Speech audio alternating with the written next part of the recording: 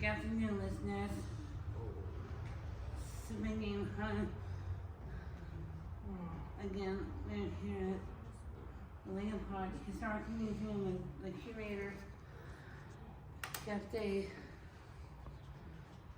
I have some questions for you, and the one that I was going to tell you about. Are there any pictures of the museum here? Yes, there are. Actually, one of them right here. See this one? You can see this one. There's no museum in this picture.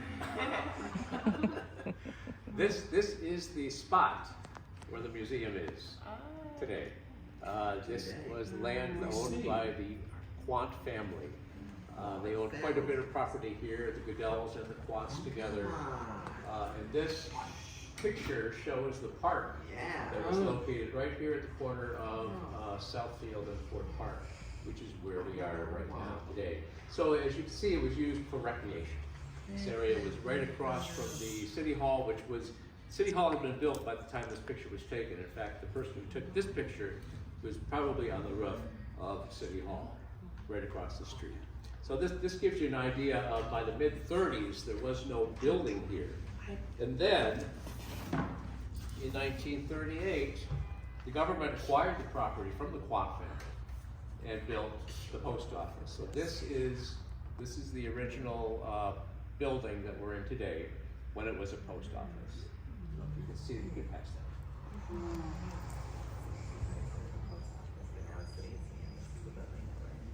That's cool. Yeah. So those are a couple pictures I wanted to share with you. Tyler, can you see? You see? This is what this building looked like when it was first built. That's bad. What year? Yeah, this is when 38, 39, 1939. What year? Oh, yeah, 1939. I wasn't even born yet. He said he wasn't even born yet. Oh, I wasn't either. Believe it or not, I look old. That was how many years ago? 83, yeah, about 83, 84 years. There are a lot of people alive today who were living at that time. How busy does the museum get during the week and on the weekends? I would say we get busier on the weekends than we do during the week. We have a weekday, Wednesday, that we're open in case people can come by during the week. A lot of folks are busy on the weekends. So Saturdays, though, is the other day that we're open, and we get visitors. Of course, we work during the week. We're open from 1 to 6 on both days. We often have special events that occur outside of those hours. We might have an evening event, and we might have a day on a weekend, perhaps either Saturday or a Sunday or a Saturday morning, when we'll do something special outside when the weather's nice. We've had a number of events outdoors over the years, in the warmer months, obviously, where we've had, I guess it would be gatherings centered around a special exhibit. When we have a special exhibit that's opening to the public for the first time, we'll invite people to come and attend. We have often refreshments, we will often have entertainment, and a lot of that takes place outside because, of course, we don't have a lot of room inside the museum. So outdoors is a great place for people to gather when we have a special event. Coming up, we have a yard sale. If anybody's into yard sales, that's coming up on June 9th and 10th.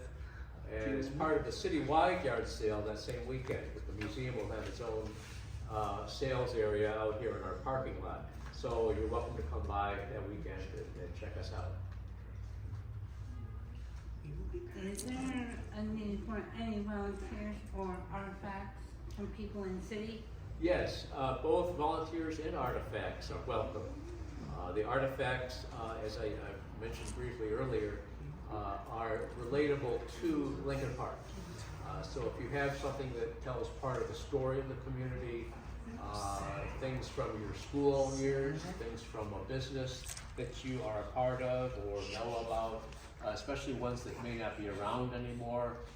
We recently had a nice celebration of the Clementi restaurant that was in Lincoln Park for some 80 years.